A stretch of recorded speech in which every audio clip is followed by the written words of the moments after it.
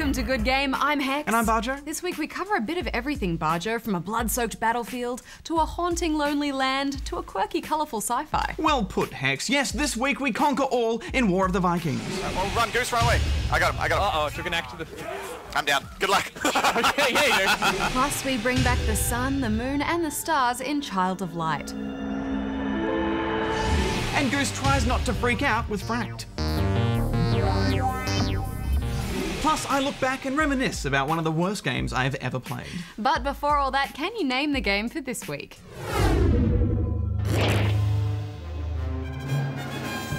Now let's tumble into the world of Child of Light.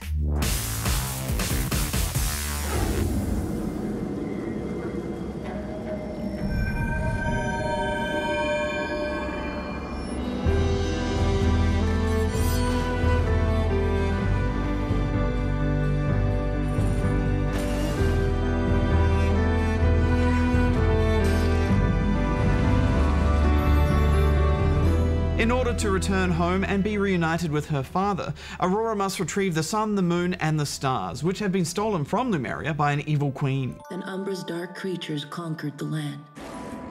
Our lives soon snuffed out by a wave of her hand. Yes, the Dark Queen. Despite bearing a likeness to Sleeping Beauty, Child of Light actually takes more inspiration from the stories and animations of Studio Ghibli, which you'll really notice in the quirky characters you encounter throughout the realm and the absolutely stunning art style. Oh, Bajo, this game. Dreamy washes of watercolor bleeding from one scene into the next. It's so beautiful. It's really unique, isn't it? This game is made with the Rayman engine, and you can really feel that in the fluidity of the movement. I love the way her hair drifts about her as if she were underwater. It all adds to the dreamlike aspect of this story. Yeah, it's very surreal, isn't it? Kind of like Alice in Wonderland falling down the rabbit hole and finding herself in this strange new world filled with wacky creatures. And I love the way everyone speaks in rhyme. So much thought has gone into the writing. Yeah, there's some nice humour in there as well, although I do find buttoning through the dialogue in these types of games generally a little tedious. Aurora navigates her surroundings with basic platforming and a little bit of puzzle solving until she gets her wings.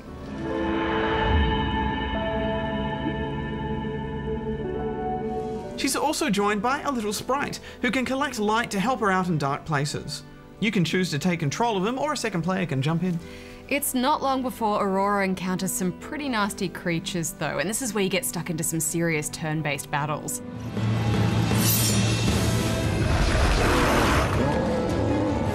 As Aurora levels up, you can apply skill points into a sprawling tree that grant her with a variety of skills in defense,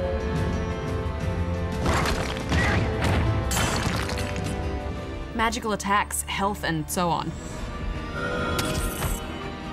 You can choose to focus on one particular area of the tree, but I decided to make her a bit of an all-rounder. You also find crystal fragments throughout the realm that can be applied to Aurora's weapons and gear. And each of these have different effects depending on where they are placed. Combinations of crystals can also be crafted to create new ones. I really enjoyed the depth of the RPG elements in this game. Me too, and I was so glad for it. You know, normally I'm not a huge fan of this kind of turn-based combat. I just find the fights repetitive and drawn out and a little bit boring. But it's so clever the way they've crafted the encounters in this game. They're edge-of-your-seat type battles, aren't they? Which I really wasn't expecting from this lovely princess platformer.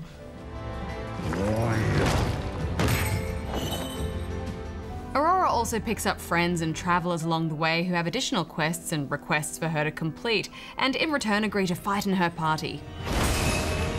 Yes, and this is where you can be strategic in how you apply skill points to other characters. One can be a good healer with the ability to revive allies, and another with a strong magic damage focus, for example. And you can apply crystals to each party member too, which adds even more complexity. Because often with 3 enemies that appear in a fight, you don't know what their strengths and vulnerabilities will be. So if you have a party member with defense against a particular element, and another with fire damage, for example, that can hit against those vulnerable to it, you can almost cover all your bases if you're clever. Yeah, there's also real skill in the timing of all your plays.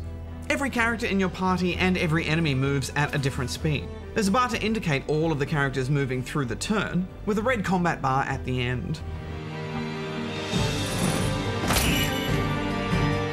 I love this system, Hex. It means knowing when to defend and when to go for an attack, potentially leaving yourself vulnerable, is really hard to judge. Yeah, I'm not sure I'll ever fully get the hang of this, but that's why it's such a great balancing act.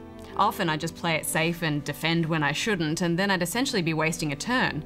Yeah, but making the call to try and get a hit in, only to have it interrupted and taking loads of damage, leaves you kicking yourself for your mistake. Exactly, but I always love a game that allows you to learn from your mistakes. Plus, enemy encounters have so many variables that you're never really able to rest on your laurels. To further complicate things, some enemies have attacks that can speed themselves up, or slow you and your team down. But you'll also pick up characters who have similar abilities. Plus, your little sprite friend can use light to blind enemies and slow them down as you fight.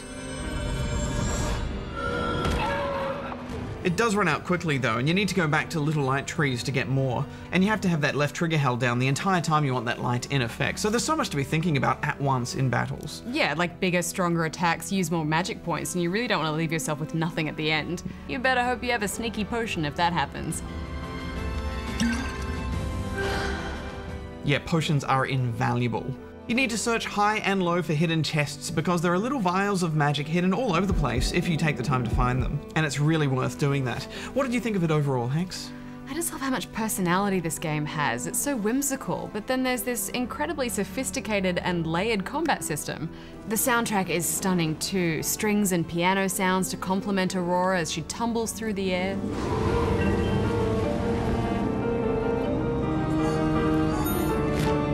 I adored this. I'm giving it 9 out of 10. I agree, it's a thoughtfully made game that draws all of its influences together to create something truly unique, but also challenging. I'm giving it 8.5 out of 10 rubber chickens. And now it's time for Goose News. Thanks, guys. Video game and entertainment research firm DFC Intelligence has revealed that revenue from PC gaming has now surpassed that of major consoles. Console gaming has traditionally been the biggest earner for the industry, but ironically, the exploding popularity of free-to-play games on PC has given it the lead. According to DFC, the usage and revenue generated by multiplayer online battle arena games, such as League of Legends and Dota 2 in particular, dominate everything else by an order of magnitude. Lucasfilm has decreed that everything but the main Star Wars films and the animated series The Clone Wars is now non-canon. This means all events in the many Star Wars books, comics, and games never really happened within the Star Wars universe. A new story group has been set up within the company to now ensure that going forward, any new expanded universe elements, like the upcoming game Star Wars Battlefront 3, will be part of official canon. You failed. No, this is only the beginning. And finally, one of gaming's most enduring urban legends has been confirmed after a documentary crew unearthed copies of E.T. the Extraterrestrial for the Atari 2600 in a New Mexico landfill. Stories circulating since 1983 had claimed that when the infamously awful game failed to sell anywhere near what Atari expected, around 1 million unsold copies were unceremoniously dumped and buried. Many doubted whether such an event had ever actually occurred, but now the proof has officially been unearthed, with hundreds of copies retrieved so far.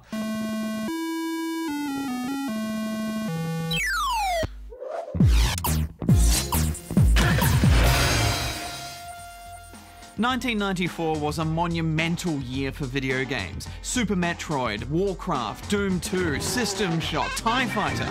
But there was one game that bucked the trend and defied them all, and it was Balls. And it was also called Balls.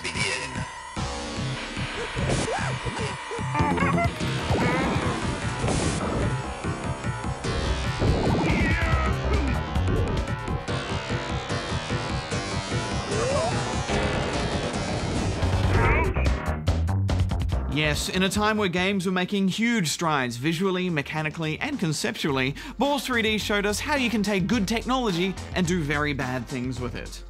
Balls was a 3D-ish fighter for Mega Drive, SNES, and the 3DO. Oh my, was this game horrible. Characters included a stupid clown, a ballerina, and everyone's favourite, a farting monkey. This game is called Balls because, as you can see, the characters are made of balls. This actually created a pretty interesting 3D look to the fighters, especially when they would stretch apart and perform special moves on each other. But within minutes of playing this game, I actually wanted to punch myself in the testicles. Fights took place in rotating 3D arenas and were generally a button-mashy, clunky affair. The repetitive sound bites of characters squawking and grunting made my ears bleed. And that music, it sounded like some sort of awful porno rap. Every single moment flinging these clumsy sprites around was excruciating, but being a pretty poor kid at the time and a frugal game swapper, it was the only game I owned for quite a while, so I spent a lot of time playing with balls. I'll never get my time with balls back, but it taught me a lesson that when all you have is something like this, maybe it's better to not play anything at all.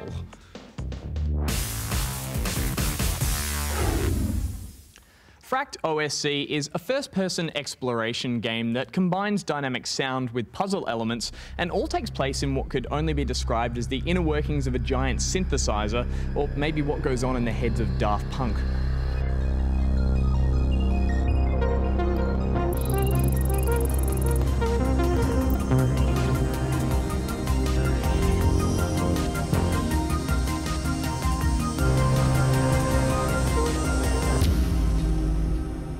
Joining what's now become a large catalogue of first-person walkers that focus on exploration rather than confrontation, Fract OSC uses sound as the motivation behind almost everything that exists within this giant synthesized sandbox.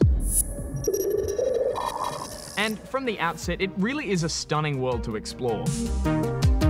Giant cavernous spaces pulsate with bright neon beams, hard-edged minimalist walls cut through the scenery, and all about abounds with digital flotsam and jetsam that really make you feel like you're walking around a computer's circuit board. Meanwhile, the buzzing ambient soundtrack hints at the potential energy lying within the machine itself, waiting to be unleashed. As you begin to explore, you're encouraged to poke and prod at the world, which at this stage lies dark and dormant. And you'll quickly discover that to do this, you'll need to activate an alternate vision mode that reveals an array of buttons, switches, and dials. It's sort of like Batman's detective vision, if he was in a nightclub. And it's a neat little trick that works well on its own. It also does a good job of hiding some of the more gamey elements when you're just leisurely strolling around this humongous hard disk. Unfortunately, because the game relies so heavily on this mechanic and you can't use it while you're walking, you'll find you have to keep stopping and starting all the time and switching it on and off again. Eventually, you'll just have to go by trial and error to find what you need to do next. So when you do eventually find what you're looking for, it's never as rewarding as it should be. This same problem tends to occur when navigating the game's huge environment, which, while it is stunning to look at, is so open and lacking in signposts that I never really felt confident in my choice of direction. Often, I just found myself wandering off the edge of the world out of equal measure confusion and frustration.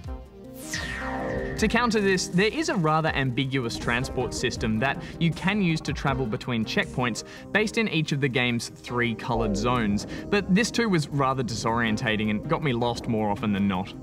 Once you do, however, find the right path and a point to activate, you'll be able to interact with the world to solve small platforming puzzles. And you'll do this by rotating panels, shifting stairs, or redirecting energy beams to power up the world one section at a time. These platforming brain teasers start out simple enough, but eventually open up into far more complex and obtuse problems that will have you pausing and pondering on more than one occasion.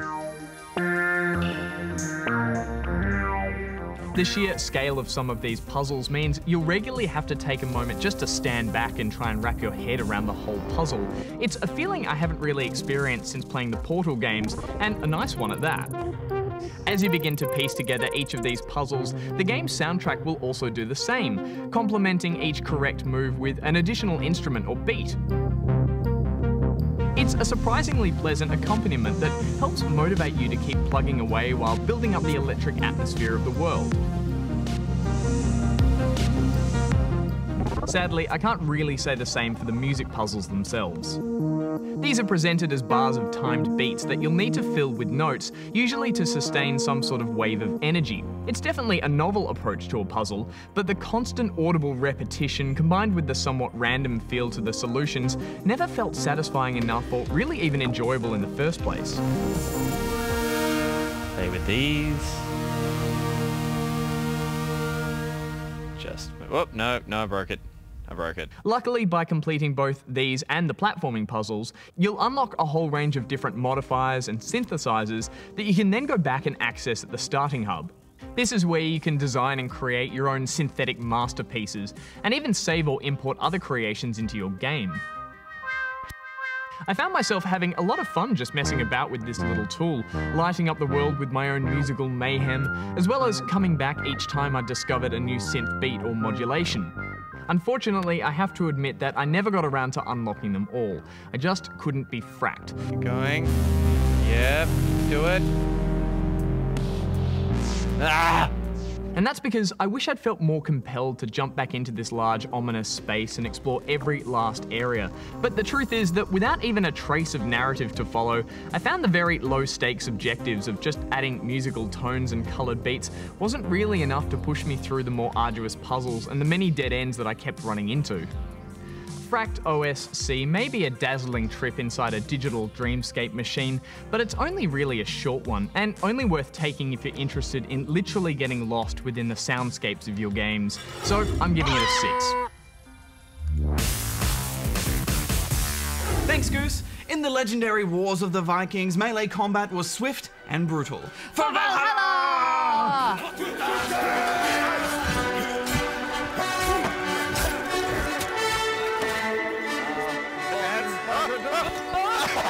Don't you do it! Don't you do it! Oh! Go away! Go away! Goose, yeah, right around the other side of the house.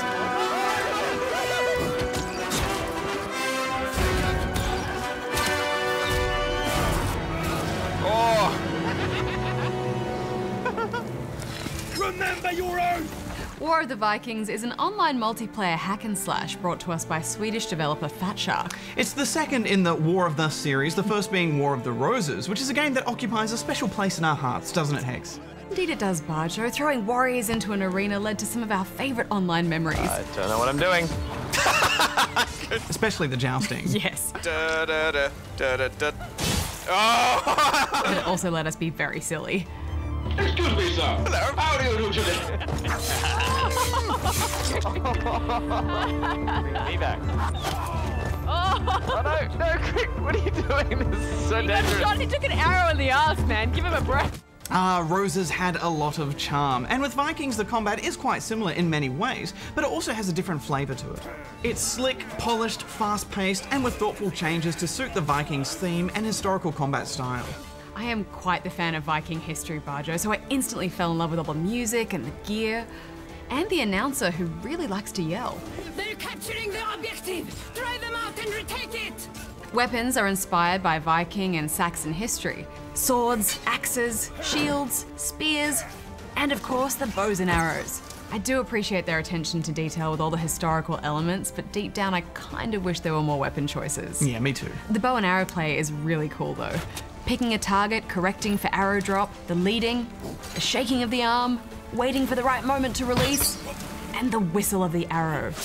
It's brilliant, and even better than it was in Roses. Yeah, and I think the close quarters combat is better too. This is Thorstein the Tongueless, and his steel does his talking. Swing attacks are angled by how you move your mouse left, right, or upwards. Good. For newcomers, this takes a while to master, so you could be forgiven for thinking it's unresponsive as you thrash your mouse about. Yeah, it takes time to master all those small movements, doesn't it? Yeah, there's finesse in how you swing and when you swing, but most importantly, when you choose not to. And when you see a player cancel an attack, you've got to watch out for them because they know what they're doing. One false move and it's instant death. I definitely found the controls more intuitive this time.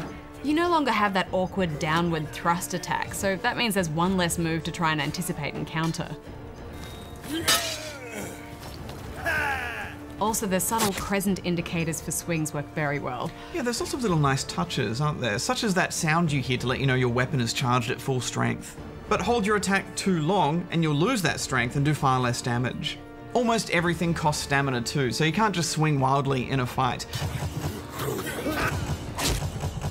Give me some stamina. I ran out of stamina a lot, Hex, and it's a good thing because it forces you to back off and recharge. Oh no, I went for the special. What I like most of all is how your weapons hit walls. Yeah. All the hit detection makes sense, much like in Dark Souls. And this leads to some strategic environmental tactics. We recently spoke to Gordon Van Dyke, executive producer on the game, about what goes into this kind of combat system. If you played War of the Roses, you will absolutely know how to play this from the core basics, but we've added a lot of layers on top of to the combat system. Our system detects momentum. If you dodge, you move a bit quickly, and so you kind of jump to the left, but if somebody's swinging at you from their right to their left, that will multiply their damage, and they can generally take you down in one hit. Oh my head! They hit you in the right place. So if they hit you in the flesh, so we detect flesh versus mail armor versus cloth versus leather, and we take all those factors in together. And you have 8 directions of dodge. You can follow up with an attack, but then again, you're exposing yourself every time. Oh! Oh no! Oh, I got you! Take that! So you have to factor those things in when you're playing. So, you know, those risk rewards have really been put into that melee combat more now. I like how strategic you have to be with the shields now too. If you don't angle them properly against arrows or weapons, you'll get an arrow to the knee and then to the face. And I still love those moments as an archer where you're getting a few sneaky shots into dudes in the battlefield and then they notice where you're firing from and they turn and it's like, uh-oh. And likewise, it's always fun closing in on an archer that hasn't seen you yet. And Hex, I'll never tire of seeing arrows and spears sticking into my body. Ow. Yeah, it's a good sign that someone's onto you. Hey, Stay right there. wait a minute. There are also special attacks now which can usually one-hit kill your enemies. No! My favorite is the kick, which is especially hilarious if you can convince a whole server to do it.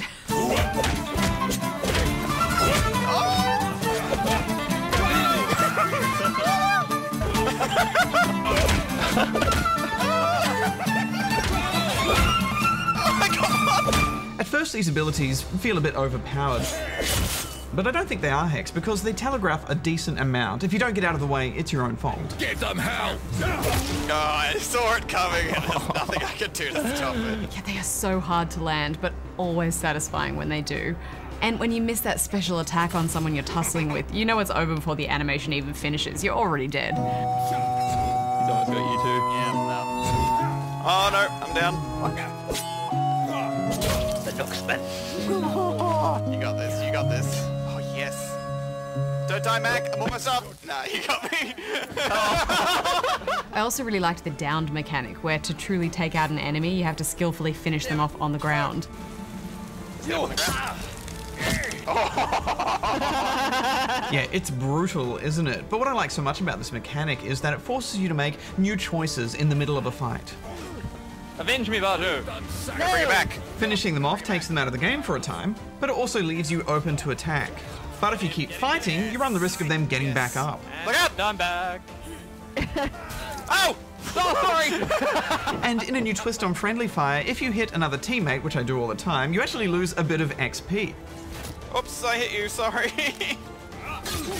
Oh, I hit you again. And I think this is genius, because it adds threat to a fight without actually ruining the momentum of a battle. Oops. You can also sprint indefinitely now, but if you're tackled or hit while running, you'll topple down, and once again, that often means death too if there is an enemy nearby. Oh dear. But it's still balanced, so there is a chance for you to get away. Hex, I can't find the words to describe the happiness I feel when I get a knockdown on a sprinter. Yeah, it's Tumble City. Goose? Hey, Goose. There is a perk to stop knockdowns, and part of the fun is playing with all the perks and building a fighting style that suits you. Yeah, it reminded me a little of an MMO perk set. There's plenty of armor and weapons to buy, but Hex, I was devastated to learn that they're purely cosmetic. A more expensive sword will not do more damage. Neither, for that matter, will a more expensive beard. I freaking love that beards are an unlock though. And torts. I can see myself working hard for Techno Viking.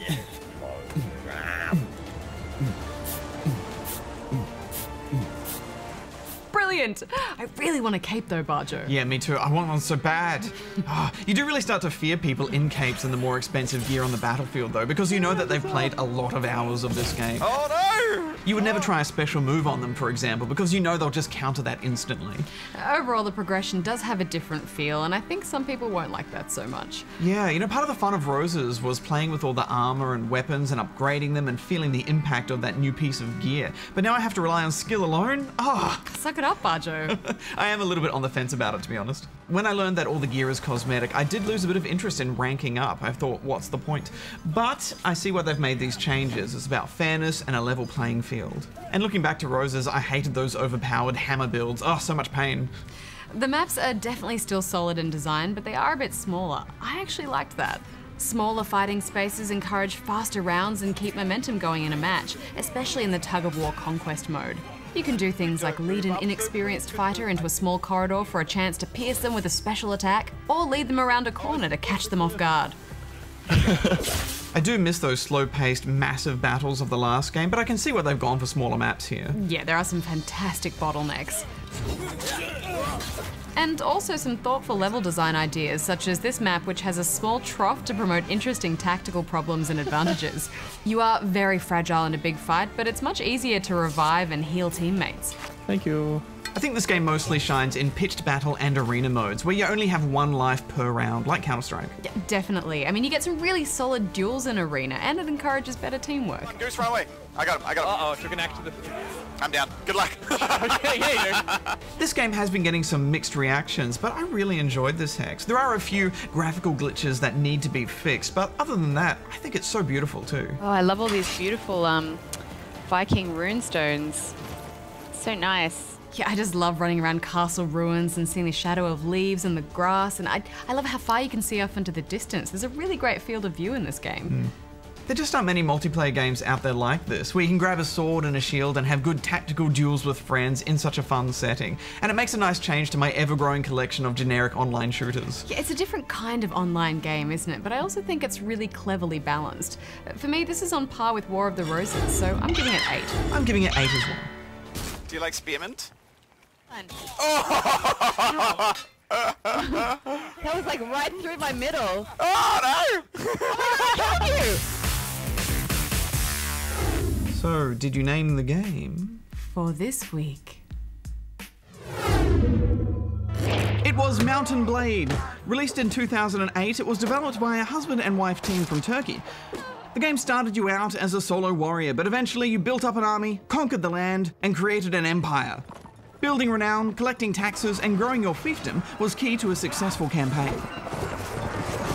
And it's unnamed the game for this week because of its sword-swinging mechanics, which are similar to War of the Vikings. Next week on the show, it may look, feel, and play a lot like WoW, but it's not. It's WildStar.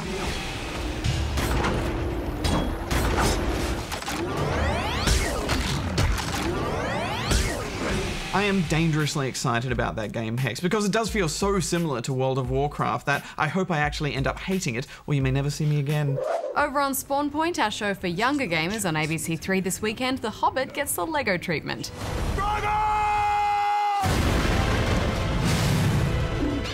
So until next week, Bajo out. Hex out. Hex, I've noticed that you have your communicator on this week, so you can talk to your people. It's an ear cuff. In case they need to have a conversation with you. You know, I like jewellery that's inspired by armour, and I thought this was very Spartan looking. Yeah. But really, I've just been getting weird looks from people all day. Yeah, you do look a bit like a robot.